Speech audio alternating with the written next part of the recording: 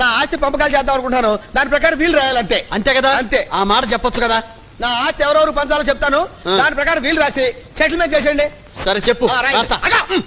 దండ పెట్టుకో. ఎవరికి? ఎవరు దండ పెట్టుకుంటా? కాగితాలకి. కడుపు అన్నం తింటున్నావా, గడ్డి తింటున్నావా?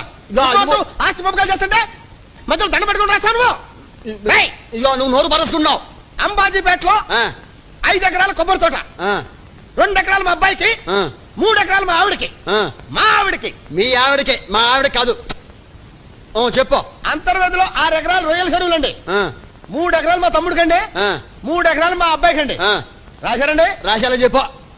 తాడేపల్లిగూడెల్లో ఓ తాటి తోపండి, ఓ పెంకుటిల్లండి. అది నా సెకండ్ సెటప్ రాయండి. Second setup? వారిని ఇరుకుపాలెం ఫేసు ఇసకలో తొక్క. ఇంత లా చదువుకున్నాను, ఈ లెవెల్లో ఉన్నాను, ఇంతవరకు నాకు సింగిల్ సెటప్ లేదు, నీకు సెకండ్ సెటప్ కూడానా? నా ఆస్తి పంపకాలు చేద్దాం అనుకుంటున్నాను,